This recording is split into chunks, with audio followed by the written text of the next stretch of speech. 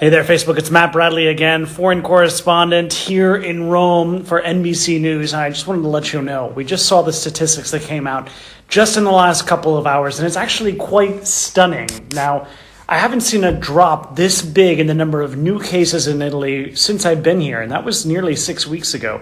There were 2,972 recorded new cases here in Italy nationwide. That's the lowest I've seen in several weeks, and that's a lot of cause for optimism here. And, this nationwide lockdown is now entering into its 6th week here. This really vindicates that. It just goes to show that this policy was the right one. And it's coming just in time, these new stats.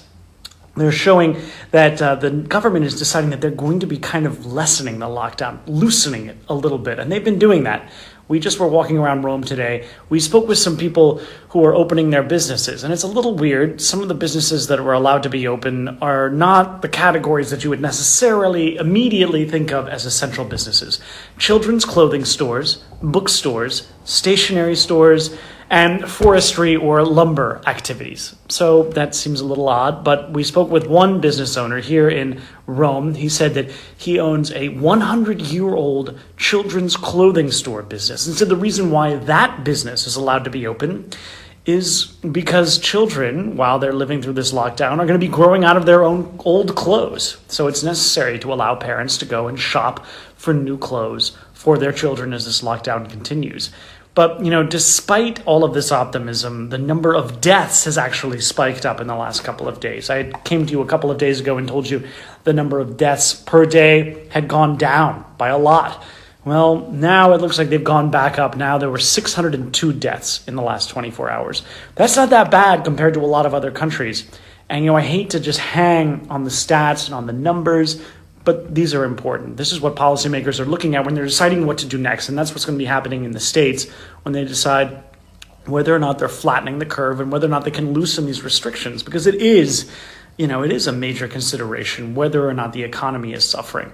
We've heard here in Italy that the economy is going to be probably constricting, going down by about 6% by the end of the year. And that's if this whole thing clears up by May, by early next month.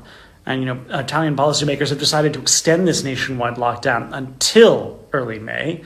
And there's going to be some incremental easing of that lockdown for various sectors, like I said, for groups like for bookstores, for stationery stores. They're probably going to start to see essential businesses, major businesses starting to go back to work. But for most people, this is going to be a continued lockdown. And even those businesses that I saw that were allowed to go back to work today, they're still going to have to practice social distancing.